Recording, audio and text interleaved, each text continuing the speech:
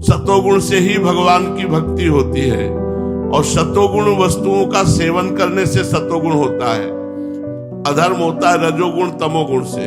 सतोगुणी महापुरुषों के शरीर से कभी अधर्म पापाचरण नहीं होता। ये काम वासना इतनी बुरी है कि आदमी को एक बार फंसा ले तो फिर निकल पाना बहुत कठिन होता है। जबकि ये जानता है कि मैं जो कर्म कर रहा हूं उसका फल दुख मिलेगा, पर वो रजोगुण से इतना मोहित होता है कि वो जानबूझ करके भी अपने को नहीं बचा पाता। अब आप भजन करने बैठोगे तो वही विषय चलेगा, वही गंदी बातें, वही संसार, क्योंकि वही तुम्हारे अंदर भरा है। विषयों का ही चिंतन करता रहता है। छोड़ दो, देखो अभी विषय चिंतन करेगा, इससे बहुत लाभ मिलता है। एक नशा चढ़ता है मंत्र जप का और एकदम शाय मचता था दिमाग, मंत्र की एकदम धूम मचती थी। भगवान श्री कृष्णचंद्र जी कहते हैं, प्रिय उद्धव, सतोगुण रजोगुण तमोगुण ये तीनों प्रकृति के गुण हैं, आत्मा के नहीं।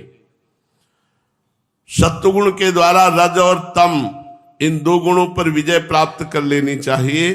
तदनंतर सत्वगुण की शांत वृत्ति के द्वारा उसकी दया आदि वृत्तियों को भी शांत कर देना चाहिए। जब सत्वगुण की वृद्धि होती है तभी जीव को मेरे भक्ति रूप स्वधर्म की प्राप्ति होती है। निरंतर सतोगुणी वस्तुओं का सेवन करने से सतोगुण की वृद्धि होती है। सतोगुण के द्वारा रजोगुण तमोगुण को नाश कर दो। सतोगुण से ही भगवान की भक्ति होती है और सतोगुण वस्तुओं का सेवन करने से सतोगुण होता है। भोजन अल्पाहार और ज्यादा पकवान और ये सब रजोगुणी भोजन हो जाएगा। थोड़ा भोजन पाओ, सात्विक भोजन, सात्विक जल, सात्विक ग्रंथ, सात्विक चिंतन, सात्विक संग, तो सतोगुण बढ़ेगा। अगर राजसिक तामसिक है तो रजोगुण तमोगुण बढ़ेगा। जब सतोगुण बढ़ता है तो मेरे भक्ति रूप स्वधर्म में प्रवृत्ति होने लगती है। जिस धर्म के पालन से सतोगुण की वृद्धि हो वही सबसे श्रेष्ठ है। धर्म रजोगुण और तमोगुण को जो नष्ट कर दे, और जब तमोगुण रजोगुण नष्ट हो जाता है तो अधर्म उसके शरीर से नहीं होता। अधर्म होता है रजोगुण तमोगुण से। सतोगुणी महापुरुषों के शरीर से कभी अधर्म पापाचरण नहीं होता। शास्त्र, जल, आसपास का वातावरण, समय, देश, कर्म, जन्म, ध्यान, मंत्र, संस्कार, ये अगर सात्विक हो तो बहुत जल्दी सत्वगुण आ जाए। शास्त्र सात्विक हो, पेय पदार्थ सात्विक हो, आसपास का वातावरण सात्विक हो, हम जिस देश में रह रहे वो सात्विक हो, समय सात्विक हो, कर्म सात्विक हो, जन्म सात्विक हो, ध्यान सात्विक हो, मंत्र सात्विक हो, संस्कार, तो फिर सत्वगुण आ जाएगा। अगर रजोगुणी है तो फिर भोग वासना, तमोगुणी है तो निद्रा, आलस्य, प्रमाद।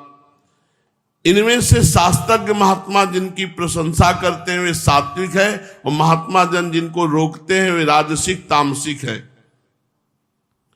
जब तक अपनी आत्मा का साक्षात्कार न हो जाए, स्थूल सूक्ष्म कारण शरीर से वैराग्य न हो जाए, तब तक उपासक को चाहिए कि सतोगुण वृद्धि के लिए सात्विक शास्त्र और भोजन आदि का सेवन करे, क्योंकि उससे धर्म की वृद्धि होती है और धर्म की वृद्धि से अंतःकरण शुद्ध होता है और अंतःकरण शुद्ध होने से आत्मज्ञान होता है।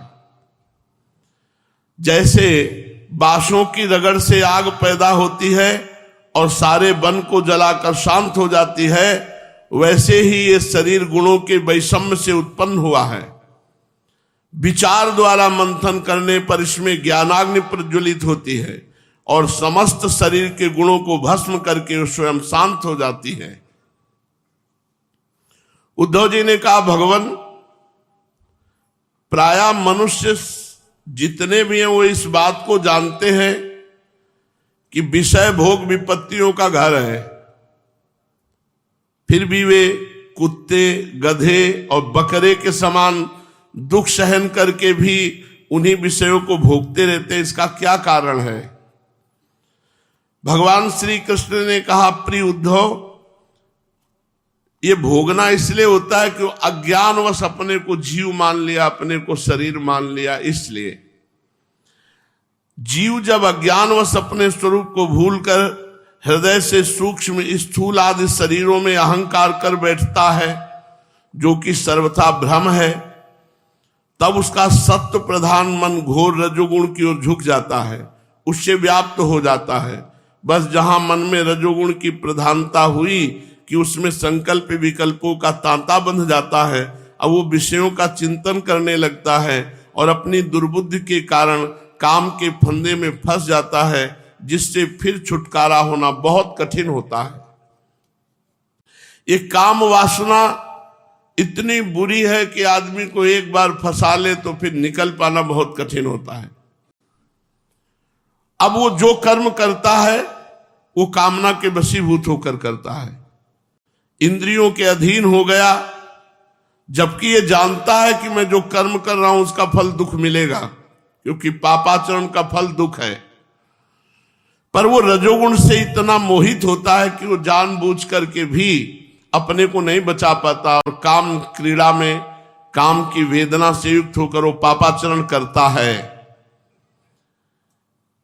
यद्यपि ये बात तो कभी कभी विवेकी पुरुषों में भी जागृत हो जाती है, काम आदि की भावना, पर वो रजोगुण और तमोगुण के वेग से विक्षिप्त नहीं होते, उनकी दोष दृष्टि बनी रहती है। इसलिए बड़ी सावधानी से अपने चित्त को एकाग्र करके अपने को बचा लेते हैं। काम आदि की भावना तो विवेकी पुरुषों के अंदर भी आ जाती है, पर उनकी दोष दृष्टि बनी रहती है, इसलिए वो विवेक के द्वारा अपने आप को बचा लेते हैं।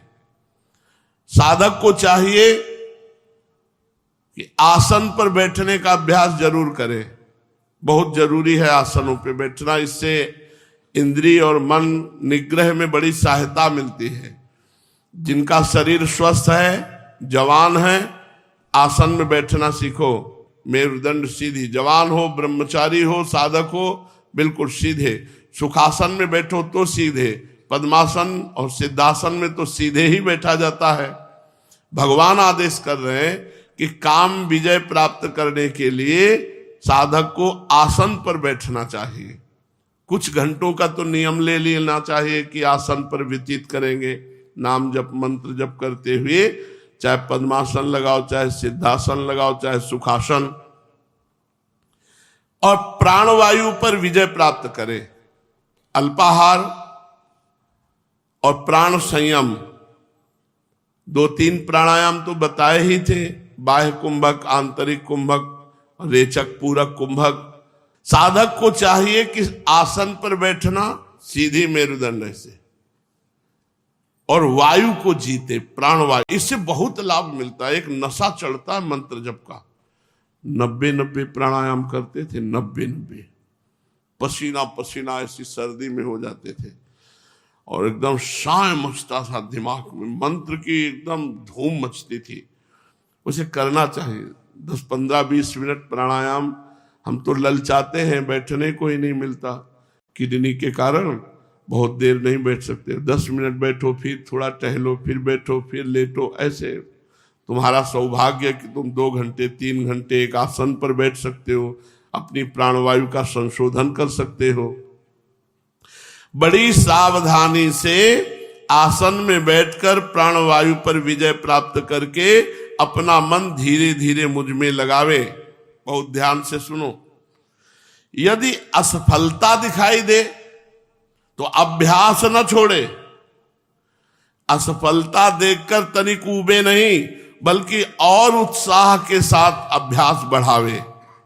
प्रिय उद्धव, मेरे शिष्य शनकादि परम ऋषियों ने योग का यही स्वरूप बताया है कि साधक अपने मन को सब ओर से खींचकर विराट आदि में नहीं, साक्षात मुझ में ही पूर्ण रूप से लगा दे। तो उद्धव जी ने कहा कि हे श्री कृष्ण, आपने जिस समय जिस रूप से शनकादि परम ऋषियों को योग का उपदेश किया था, उस रूप को मैं जानना चाहता हूं।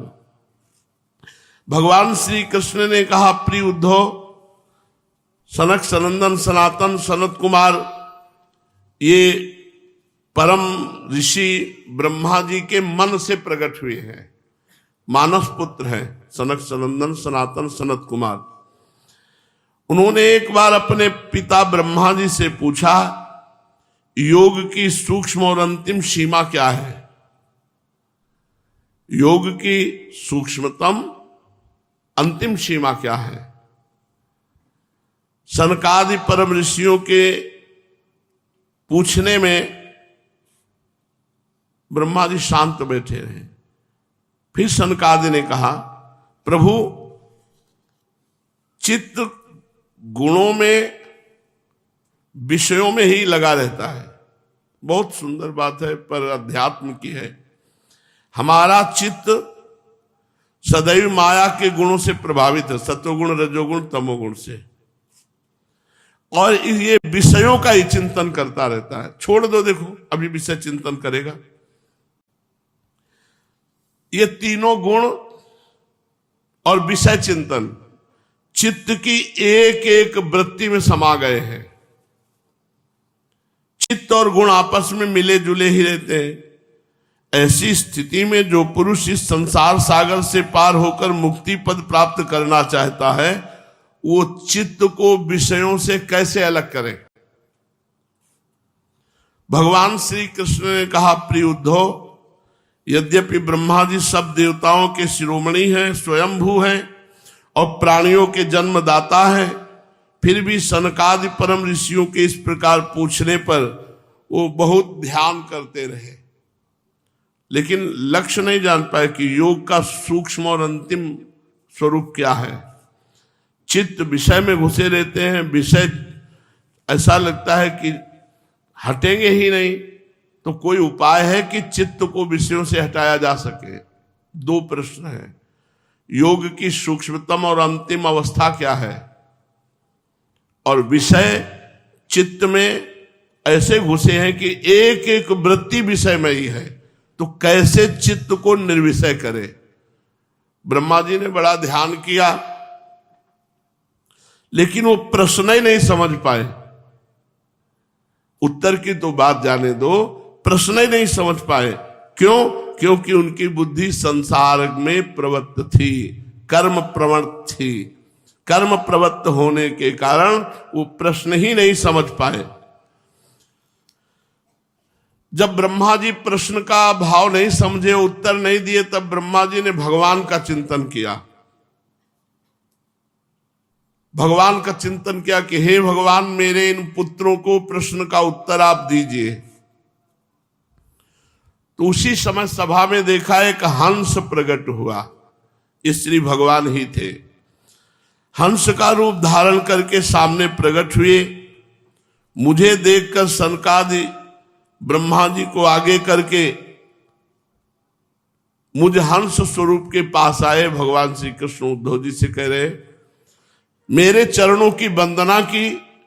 फिर हाथ जोड़कर ब्रह्मा जी और सनकादि ने पूछा कि आप कौन हैं? प्रिय उद्धव, सनकादि परमार्थ तत्व के जिज्ञासु थे। जब उन्होंने पूछा कि आप कौन हैं, तो भगवान ने उत्तर दिया।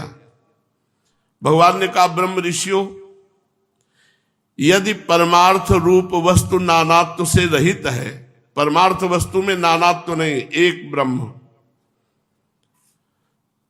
वही आत्मा है, तो फिर आपका एक प्रश्न कैसे बन सकता है कि तुम कौन हो? घोर अज्ञान की बात है। अथवा मैं उत्तर देने के लिए बोलूं तो किस जाति से, किस गुण से, किस क्रिया से, किस संबंध से आपको उत्तर दूं?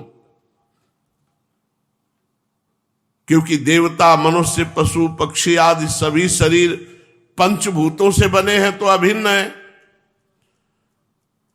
व्यवहार रूप से देखो तो अभिन्न है, क्योंकि सबके शरीर पंचभूतों से बने, किसी अलग से नहीं।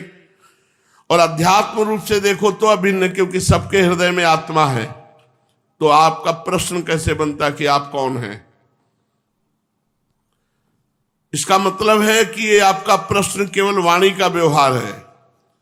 आपने विचार पूर्वक प्रश्न नहीं किया, इसलिए निरर्थक हो गया आपका प्रश्न। बहुत सुंदर। सब शरीर पंचभूतों से बने। ब्रह्मा जी ने और सनकादि ने पूछा जब भगवान हंस रूप के, आप कौन हैं?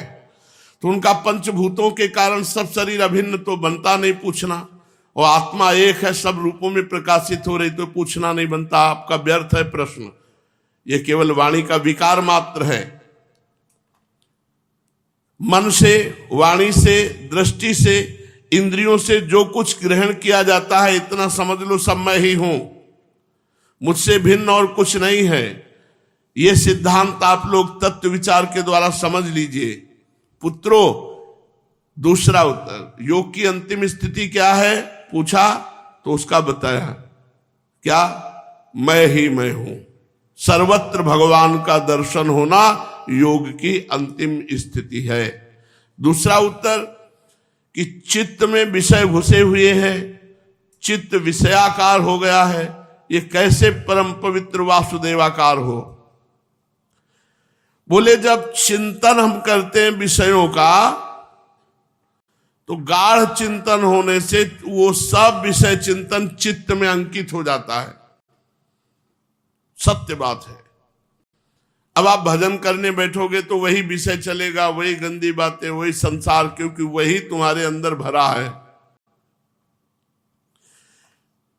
विषय और चित्त ये दोनों ही मेरे स्वरूपभूत जीव के देह हैं, उपाधि है। आत्मा का चित्त और विषय के साथ कोई संबंध नहीं है। इसलिए बार बार विषयों का सेवन करते रहने से जो चित्त विषयों में आसक्त हो जाता है, वो विषय चित्त में प्रविष्ट हो जाते हैं। इन दोनों का अपने वास्तविक से अभिन्न मुझ परमात्मा का साक्षात्कार करके त्याग देना चाहिए। अर्थात हम भगवद आश्रित हैं। अगर हमारा चित्त विषय चिंतन करता है तो उसे हटा हटा करके बार बार विषयों से भगवान के नाम के, रूप के, लीला के, गुणों के गुणगान में रखना चाहिए। बहुत ये सूक्ष्म विषय है। भगवान का नाम, गुण, लीला चिंतन हो रहा है तो एक एक चित्त वृत्ति में जो विषय चिंतन है वो निकल जाए, तभी भगवत प्राप्ति होगी। विषय चिंतन न होने पावे। शास्त्रों में हमने पढ़ा क्रिया उतनी बाधक नहीं है जितना चिंतन बाधक है। जागृत, स्वप्न, सुषुप्ति, ये तीनों अवस्थाएं सतोगुण, रजोगुण, तमोगुण के अनुसार होती है। बुद्धि की वृत्तियां सच्चिदानंद का स्वभाव नहीं। इन वृत्तियों का साक्षी होने के कारण जीवन से विलक्षण है। यह सिद्धांत श्रुति, युक्ति और अनुभूति से युक्त है। जब हमारी बुद्धि ठीक निर्णय नहीं कर पाती, ऐसा लगता है संसार में सुख है, तो खूब निरंतर चिंतन होता विषयों का। अंदर से देखो, अब हर वृत्ति को राधा नाम से काटना है आपको। राधा राधा, अब वो अंदर से विषय चिंतन कर रहा है, अंदर से विषय स्फुरणाएं फेंक रहा है, विषय संकल्प, हर वृत्ति काटनी। जब एक एक वृत्ति भगवानमय हो जाएगी, उसी दिन भगवान का दर्शन हो जाएगा। मुरारी पादार्पित चित्त वृत्ति, एक एक वृत्ति। बुद्धि वृत्तियों के द्वारा होने वाला यही बंधन है। आत्मा में त्रिगुणमयी वृत्तियों का दान करता हुआ जो हर अवस्था में नाम जप करता है और ये अनुभव करता है, एक ही आत्मा जो मेरे हृदय में वही सबके हृदय में है। फिर बुद्धि के बंधन का परित्याग करके वो विषय चिंतन छोड़ देता है। अब बचा चित्त। जब चित्त निर्विषय हो गया, बुद्धि का निर्णय हो गया कि परमात्मा में सुख है, इस बात को जानकर वो घोर वैरागी हो जाता है। अच्छा ही नहीं लगता संसार, और वो अपने को सतोगुण, रजोगुण, तमोगुण से अलग तुरीय अवस्था में देखता है और संसार की सारी चिंताएं छोड़ देता है। भगवान के उपदेश का आशय है कि तुम्हें और कुछ समझ में आवे चाहे ना आवे, हर वृत्ति को नाम से काटते रहो, पवित्र भोग लगा के भोजन पाओ और किसी माता बहन या गंदा आचरण ना करो। जो भगवान हंस रूप से उपदेश कर रहे हैं वही आपके अनुभव में आ जाएगा। बस अपने को बांध लो, ज्यादा फैलाव में मत फैलाओ। देखो शास्त्र तो रोज सुनने को मिलेंगे, नए नए साधन मिलेंगे, अपने को अन्य साधन में नहीं लगना। मन बुद्धि चित्त इंद्रियां जितनी भी गंदी हो, हमें चिंता नहीं करनी, हमें नाम जप करना है।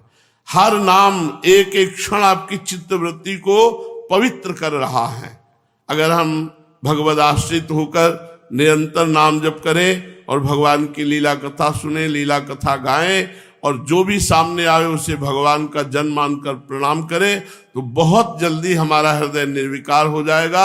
सतोगुण रजोगुण तमोगुण के परे त्रिगुणातीत स्थिति आ जाएगी, जिस स्थिति में कभी भी कोई विचलता नहीं होती।